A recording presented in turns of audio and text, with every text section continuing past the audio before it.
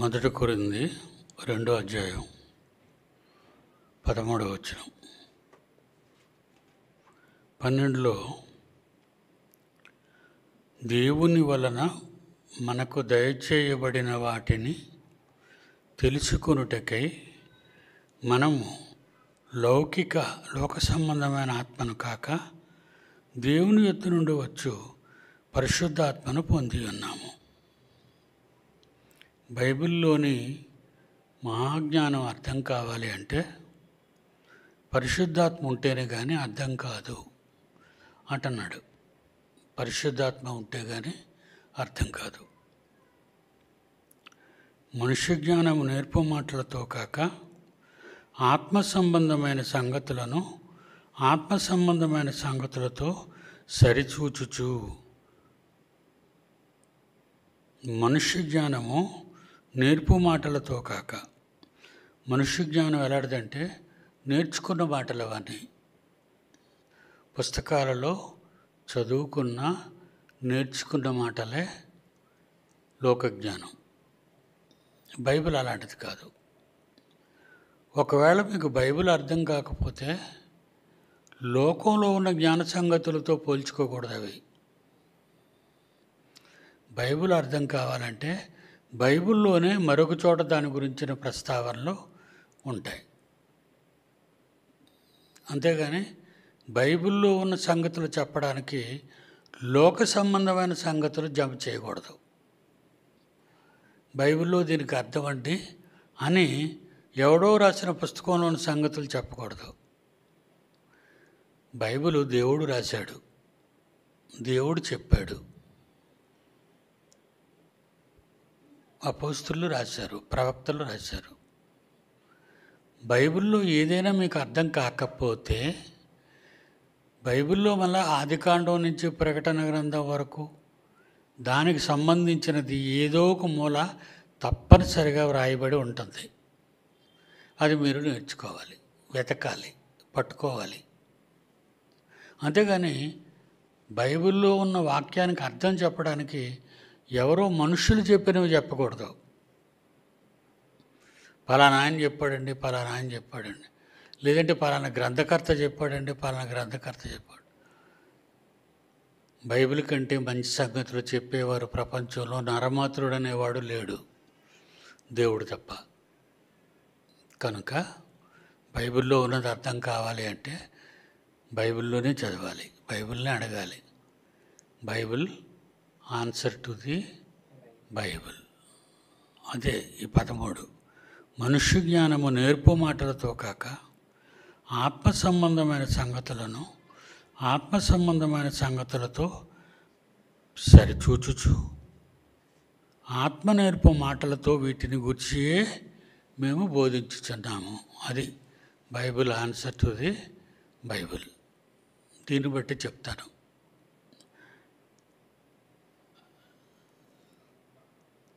14. ప్రకృతి సంబంధమైన మనుష్యుడు దేవుని ఆత్మ విషయములను అంగీకరింపడు. ప్రకృతి లోకజ్ఞానాన్ని ఎక్కువగా ఎరిగిన వాళ్ళు, లోకజ్ఞానమును ఎక్కువగా ఎరిగిన వాళ్ళు దేవుని ఆత్మ విషయములను అంగీకరింపడు. చాలామంది మీరు మాట్లాడుతున్నప్పుడు వాళ్ళు వినలేని పరిస్థితిలో ఉన్నారనుకోండి, వాళ్ళు విన్నట్టుగా ఉంటారు కానీ వినరు. మనకు అర్థమైపోతుంటుంది వాళ్ళు వినటం లేదని. కారణం వారు లోక సంబంధులు. మనం వెంటనే విత్డ్రా అవ్వాలి తప్పితే వింటున్నాడు కదా అని మీరు చెప్పుకుంటూ పోవటమే వాడు వింటూ పోతాడు అంతే. కానీ నేర్చుకోడు, ఏమీ నేర్చుకోడు. అందువలన వినినట్టుగా లేకపోతే మీరు మాట్లాడడం మంచిది కాదు. మీరు ఏదో ఒక రకంగా కట్ చేసేసి వదిలేయాలి. మీరు ఎంత కష్టపడ్డా వాళ్ళు వినరు. అదే అంటున్నాను ఇక్కడ. ప్రకృతి సంబంధి అయిన మనుషుడు అంటే భూ సంబంధమైన మనుషులు, లోక సంబంధులైన మనుషులు దేవుని ఆత్మ విషయములను అంగీకరింపడు. అది అతనికి వెర్రితనముగా ఉన్నది, అది అతనికి వెర్రితనంగా ఉంది.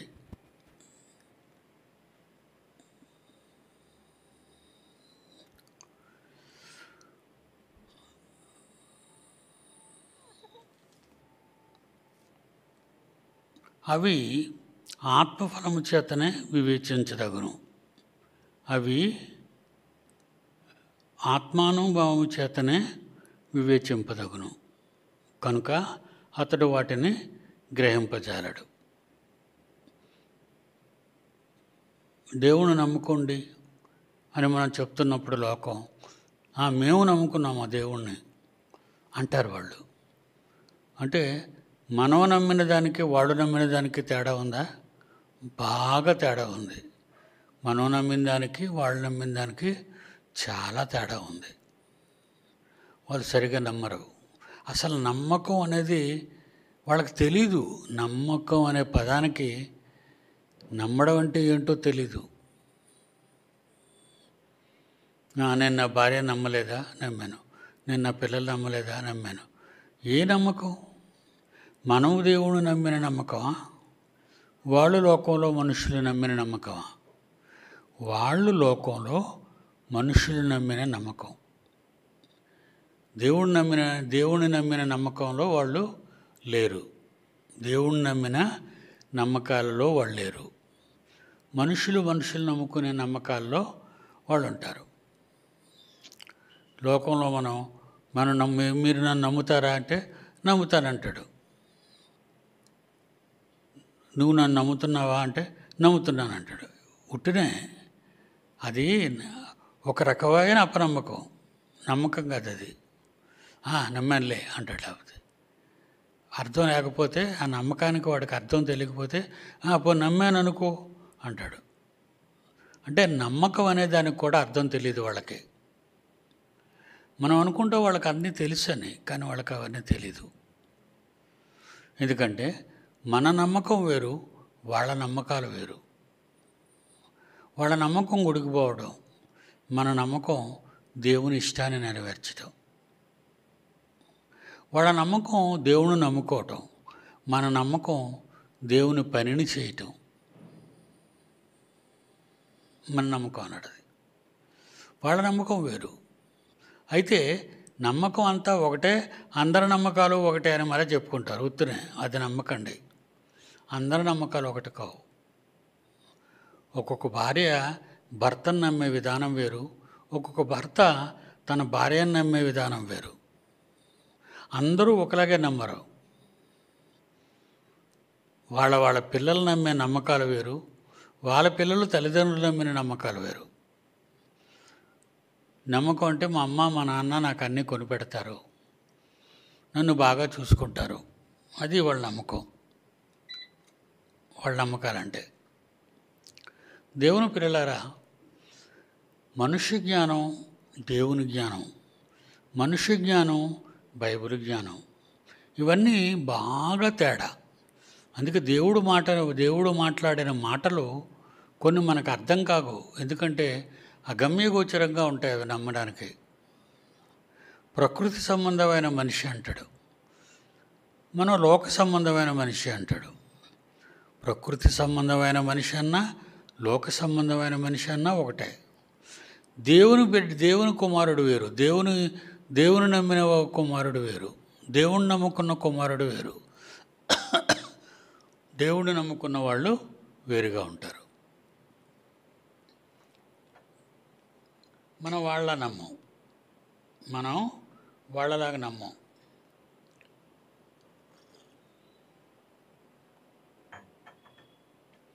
అందుకే 14వ వచనంలో అంటున్నాడు, 2వ అధ్యాయం 14వ వచనంలో, ప్రకృతి సంబంధమైన మనుష్యుడు దేవుని ఆత్మ విషయములను అంగీకరింపడు, అది అతనికి వెర్రితనముగా ఉన్నది. అది అతనికి వెర్రితనము. దేవుని మాటలట వాళ్ళకి వెర్రితనంగా ఉంటాయి. అప్పుడు మీ మాటలు వింటున్నారని మీరు అనుకోవటం మీ వెర్రది, కానీ వాడు వెర్రోడు. మీరు చెప్పిన వాడికి అర్థం కావట్లేదు. మీరు మాట్లాడుతున్నప్పుడు మీరు దేవుడిని నమ్ముకున్నారా అమ్మంటే మేము నమ్ముకున్నాం అంటారు. కానీ నువ్వు నమ్ముకున్న విధానం వేరు, వాడు నమ్ముకున్న విధానం వేరు. నీ నమ్మకం వేరు, వాళ్ళ నమ్మకం వేరు. మేము దేవుడిని నమ్ముకున్నామండి. అప్పుడప్పుడు మనం సువార్తలకు వెళ్ళేటప్పుడు లేకపోతే ఇరుగు పొరుగు వాళ్ళతో మాట్లాడుతున్నప్పుడు, ఏమంటే మీరు క్రైస్తవులు అంటే అవునండి మేము క్రైస్తవులమేనండి అంటారు. అంటే మేము క్రైస్తవులు అంటే వాళ్ళు ఎలాంటి క్రైస్తవులు? మీలాంటి క్రైస్తవులు కారు. మీరు ఇక్కడ నేర్చుకునే విధానం వేరు, వాళ్ళు గతంలో బయట నేర్చుకునే విధానం వేరు. నువ్వెలా నమ్మావు దేవుణ్ణి? మాకు పిల్లలు లేరండి, ప్రార్థన చేస్తాం, దేవుడు పిల్లలు ఇచ్చాడు, మేము దేవుణ్ణి నమ్ముకున్నాం. అది నమ్మకం కాదు. మాకు పిల్లలు లేరండి, మేము అప్పుడు దేవుడిని నమ్ముకోలేదు, మేము పిల్లలు నమ్ముకున్నాం ఎందుకంటే మాకు పిల్లలు పుట్టారు తర్వాత, అందుకే ఆ దేవుణ్ణి నమ్ముకున్నామండి. ఆ దేవుణ్ణి నమ్ముకున్నాం కనుక పిల్లలు పుట్టారు. వాళ్ళ పిల్లలకి అలా పుట్టిన వాళ్ళు పిల్లలు కాదండి. పిల్లలు రావాలంటే దానికి ఒక రీజన్ ఉంది బైబిల్లో. ఏంటో రీజను? దేవుని ప్రేమించు వారికి దేవుడిచ్చే బహుమానం గర్భఫలం. ఇది మన బైబిల్లో ఉన్న క్లాజు. బైబిల్లో ఉన్న క్లాజు ప్రకారంగానే మనం మాట్లాడుకోవాలి. పిల్లలు ఎలా పుడతారంటే దేవుడిచ్చే బహుమానం. దేవుడు ఎవరికి ఇచ్చే బహుమానం? భార్యకు కానీ భర్తకు కానీ. భార్యకు కానీ భర్తకు కానీ. వీళ్ళకి దేవుడు బహుమానం ఇవ్వాలనుకోవాలి. వాళ్ళకెందుకు బహుమానం ఇవ్వాలనుకుంటున్నాడు? దేవుడు ఎందుకు వాళ్ళకి బహుమానం ఇవ్వాలనుకుంటున్నాడు? దేవుడు బహుమానం ఇచ్చే కాలం మళ్ళీ ఎక్కడ ఇంకొక క్లాజ్ ఉంది. మళ్ళా దేవుడు ఎప్పుడు పిల్లలు ఇస్తాడు? నువ్వు అనుకునేటప్పుడు పిల్లలు ఇవ్వడు. ఆయనకు ఒక కాలం ఉంది. మామిడి పళ్ళు వచ్చే కాలం వేరు, జాంపళ్ళు వచ్చే కాలం వేరు, తాటిపళ్ళు వచ్చే కాలం వేరు, మల్లెపూలు వచ్చే కాలం వేరు, గులాబీ పూలు వచ్చే కాలం వేరు, పక్షులు వచ్చే కాలం వేరు, చేపలు దొరికే కాలం వేరు. అన్నిటికీ కాలాలు ఉన్నాయి. బైబిల్లో కొన్నిసార్లు రొయ్యలు పడవు, కొన్ని కాలాల్లో రొయ్యలు పడతాయి. కొన్ని కాలాల్లో ఒక రకమైన జాతి చేప దొరకదు. ఒక కాలంలో ఆ రకమైన చేపలే పడతాయి. మీకు అర్థమైందా? వరదలు వచ్చాయనుకోండి, నదులు పొంగాయనుకోండి, అప్పుడు నదుల్లో పడి డ్యాముల్లో పడి నీరు ప్రవహిస్తుంటుంది. అప్పుడు సముద్రపు నీరుతో మంచినీరు వెళ్ళి కలుస్తుంటుంది. కొండల మీద పడినటువంటి వర్షానికి ఈ నీరుకి సముద్రపు నీరు వచ్చి కలుస్తుంది. ఎక్కడ?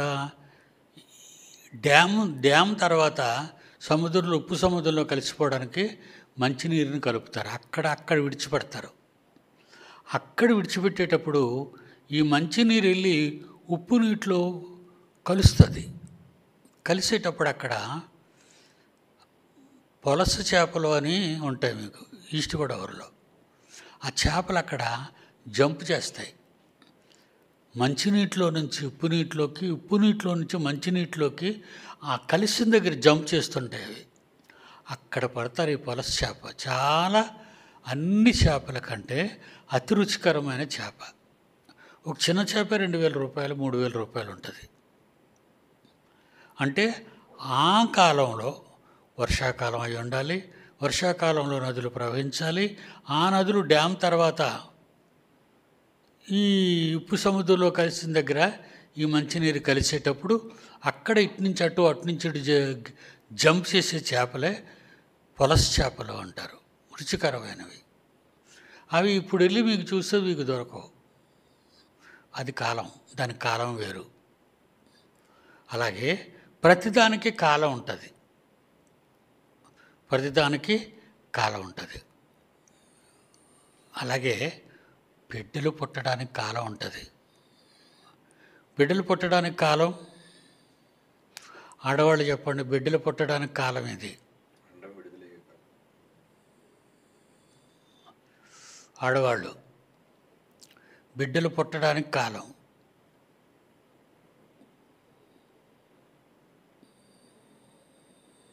ఎవరు చెప్పటం లేదు. పిల్లలు కన్నారే కానీ కనే కాలం ఏంటో తెలియలేదు వాళ్ళకి.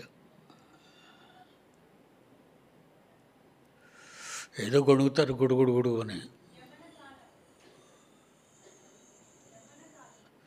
You are right 100%. యవ్వన కాలమందు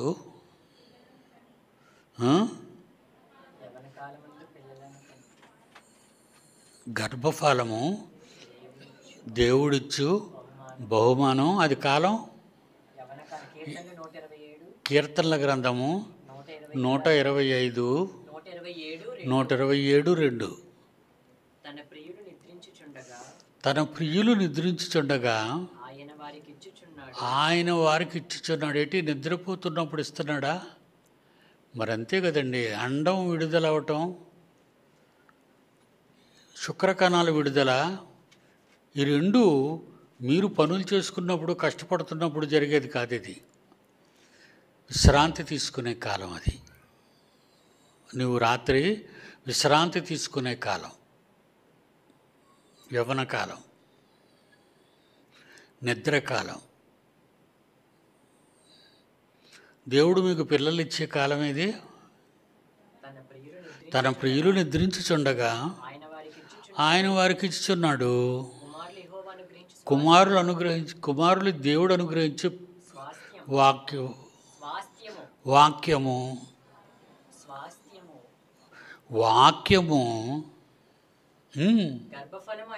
గర్భఫలము ఆయన ఇచ్చు బహుమానము.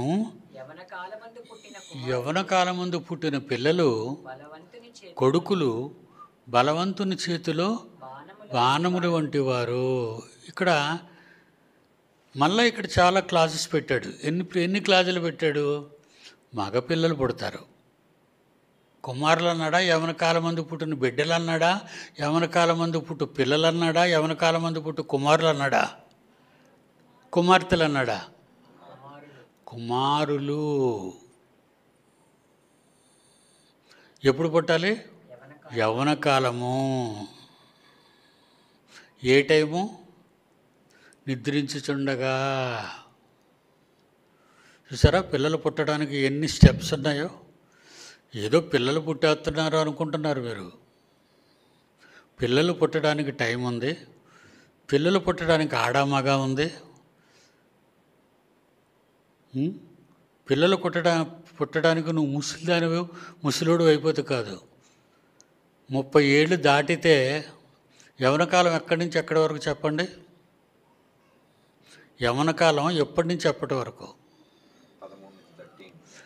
స్వీట్ 16 నుంచి, స్వీట్ అన్నారు అందుకే దాన్ని స్వీట్ 16, 16 నుంచి యవ్వన కాలం, 16 నుంచి 33. యేసుప్రభు ఏ కాలం ముందు చనిపోయాడు? మళ్ళా యవ్వన కాలం అంటే యవ్వన కాలం అని మీరు చెప్పేయకూడదు. అన్నిటికీ బైబిల్లో ఆన్సర్ ఉండాలి. ఏదో నోటుకొచ్చినట్టుగా కథలు చెప్పేసుకుని పోతుంటారు. లోక సంబంధమైన, ఇక్కడ ఇందాక అన్నాడు కదా, ఆత్మ సంబంధమైన సంగతులు, 13వ వచనం, మనుష్య జ్ఞానము నేర్పు మాటలతో కాక ఆత్మ సంబంధమైన సంగతులతో సరిచూచుచు ఆత్మ నేర్పు మాటలతో వీటిని గూర్చి మేము బోధించుచున్నాము. ఏది పడితే అది మేము చెప్పము. ఏది పడితే అది చెప్పము. మా ఇష్టం వచ్చినప్పుడు కనము. మీ ఇష్టం వచ్చినప్పుడు కనకూడదు పిల్లల్ని. కొంతమంది జ్ఞానం లేని బుద్ధిహీనులు ఎలా మాట్లాడుకుంటారో తెలుసా? భార్య భర్తలు, ఇప్పుడు పెళ్ళైంది కదే, ఇంత వేగం మనకు పిల్లలు వద్దు. నీకు టైం ఉందా పిల్లలు కనడానికి? మీరు కానీ అలా మాట్లాడుకున్నారేంటి పెళ్ళికి ముందు? నువ్వెవరు పిల్లలు కనడానికి టైం అంటే అడగడానికి? అది దేవుడిచ్చే టైము, అది దేవుడిచ్చే కాలం, అది దేవుడిచ్చే ఆడమగ, మీ ఇష్టం కాదు. దేవుడి మీద ఆధారపడి, అది బహుమానం అనగానే ఏదో గ్లాస్ ఇచ్చారో పోతాడో వాడే బహుమానం కదా అని గ్లాసులు ఇచ్చేస్తారు మీరు. అలాగే ఎవరికైనా బహుమతులు ఇచ్చేటప్పుడు అందమైన గ్లాసులు, రంగురంగుల గ్లాసులు, పువ్వుల గ్లాసులు, అలాంటివి ఎందుకు కొంటారు? ఆలోచించండి, అలాంటివి ఎందుకు అంటారు? పిల్లలు ఎప్పుడు కనాలి? ఏ మధ్యకాలం చెప్పండి కరెక్ట్గానా?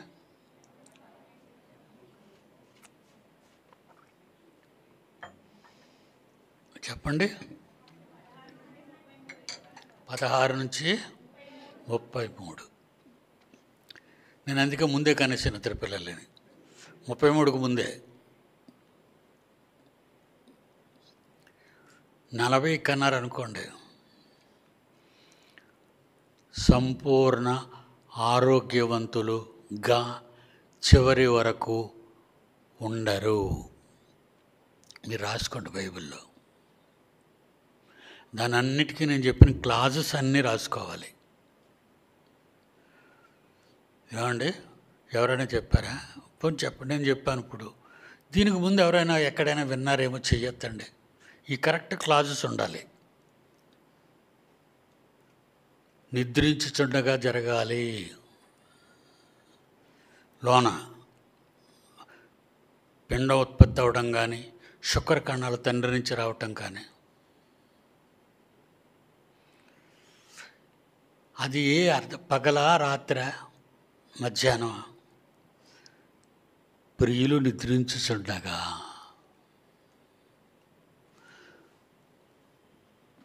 ఎంతో బలవంతమైన నిద్ర తీస్తున్నారు, అప్పుడు పుడతారు బిడ్డలు. అర్థమైందా?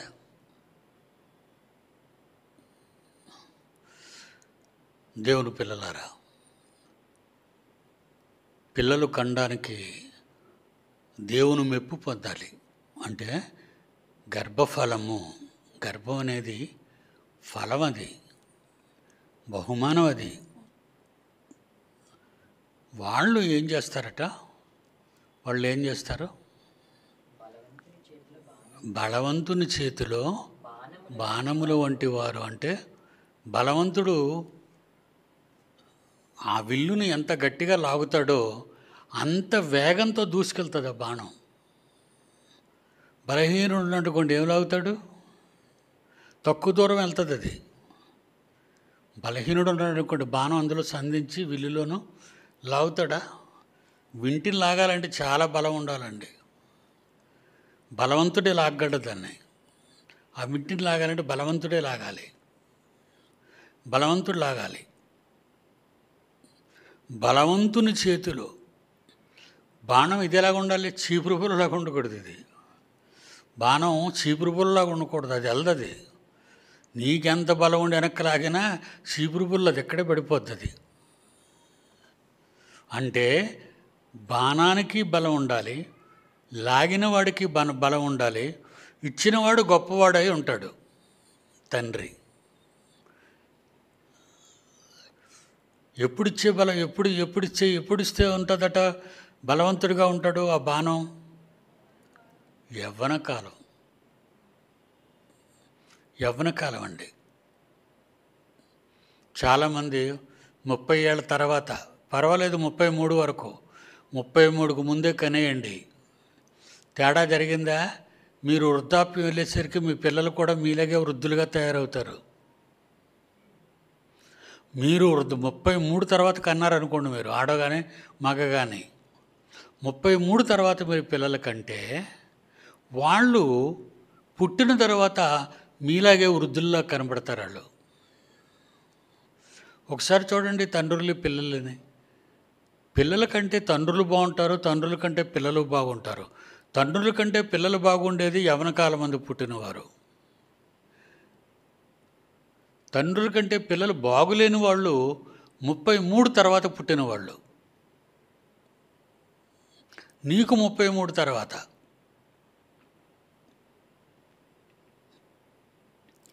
కనుక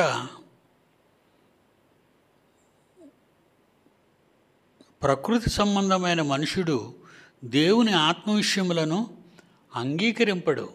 మరి చూసా ఎన్ని విషయాలు, ఆత్మ విషయాలు ఎన్ని వచ్చాయంటే, మళ్ళీ ఆ ఆత్మ విషయాలన్నీ కూడా బైబిల్ రిఫరెన్స్ లేకుండా చెప్పుకోలేదు మనం, ప్రతిదీ రిఫరెన్స్తోనే చెప్పుకున్నాం. కనుక పిల్లల్ని ఎప్పుడు కన్నా పర్వాలేదు, కొంతకాలం కాపురం చేద్దాం, తర్వాత పిల్లలకి అందాం అనుకునేవాళ్ళు వేరేగా ఉన్నారు. ముందే పిల్లలకి అనరట. ఎందుకంటే వాళ్ళు పెళ్లి చేసుకున్నది ఒకరినొకరిని అనుభవించటానికి. మర్చిపోకండి. డేటింగ్ ఎందుకు వచ్చింది? డేటింగ్ అనే దారుణమైన పదం ప్రపంచంలో సాతాను వలన పుట్టింది. డేటింగ్ అంటే పెళ్ళికి ముందే వీళ్ళిద్దరూ ఒకరినొకరు అనుభవించుకుంటారట. అప్పుడు వాళ్ళకిద్దరికీ సూట్ అయితే ఆ తర్వాత పెళ్లి చేసుకుంటారు. 2 సంవత్సరాల్లో, 3 సంవత్సరాల తర్వాత, 4 సంవత్సరాల తర్వాత. ఎంత డర్టీ లైఫ్ తెలుసండి అది. మరి అది మనం చెప్తే వింటారా? ప్రపంచం యాక్సెప్ట్ చేస్తుందా? వాళ్ళకి ఎలాగుంటుంది? ప్రకృతి సంబంధమైన మనుషుడు దేవుని విషయములను, దేవుని ఆత్మ విషయములను అంగీకరింపడు అని చూడండి. అక్కడ అంగీకరింపడు. చాలే చెప్పాడులే అంటారు. అందుకే మన బాటలు లోకానికి అర్థం కావు. విదేశీ మతం అని పేరు పెట్టేశారు దీనికి. తప్పు పట్టలేక బైబిల్లో ఉన్న జ్ఞాన సంపదని తప్పు పట్టలేక వాళ్ళు పెట్టిన పేరేంటో తెలుసా? వాళ్ళు ఏమైనా బ్లేమ్ చేస్తారో తెలుసా? ఇది విదేశీ జ్ఞానం. విదేశీ జ్ఞానం కూడా కాదు, ఆ జ్ఞానం అనే పదం కూడా ఉపయోగించారు. విదేశీ మతం.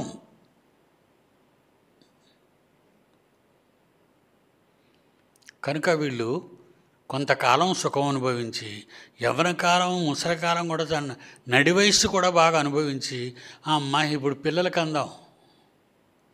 ఒరే, నీకు పుట్టిన పిల్లలు ఎలాగుంటారో తెలుసా? నీకంటే ముసలిలో పుడతారు. అప్పుడు వాళ్ళు నీలో ఉన్నటువంటి జవసత్వాలు ఊడిపోతారా? నీలో ఉన్న యవ్వన కాలం, పడుచుతనం పోద్ది. ముసలి కాలంలో పుడతారు ఆ పిల్లలు. వాళ్ళలో నిగారింపు ఉండదు, పిల్లల్లో నిగారింపు ఉండదు.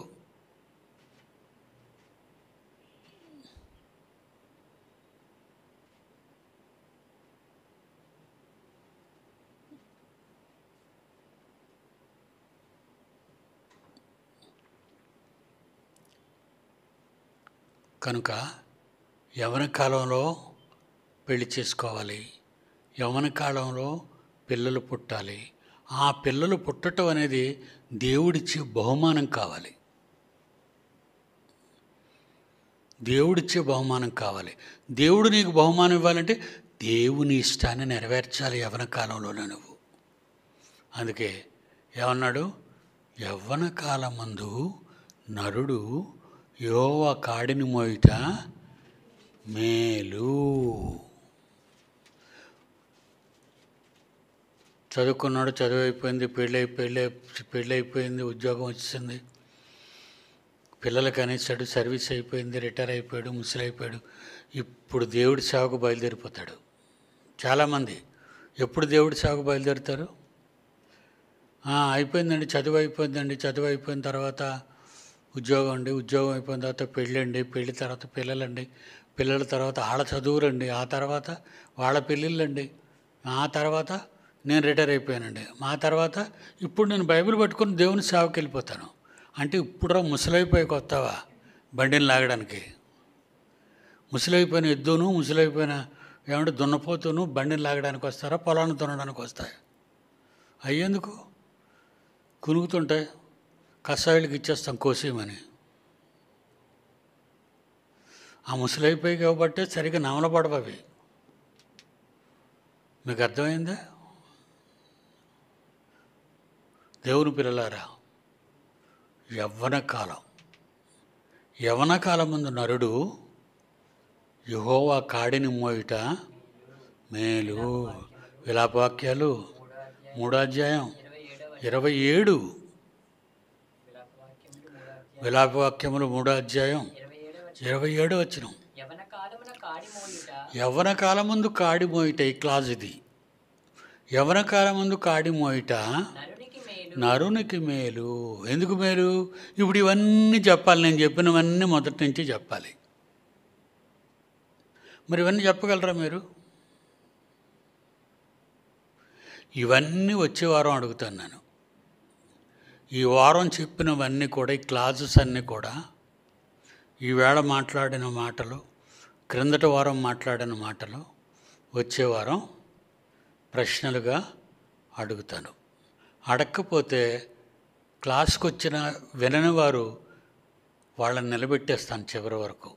ఎందుకు మరి మీరు వినలేనప్పుడు? ఓకే, అందరికీ సెలవు, వెళ్ళండి, టైం అయింది.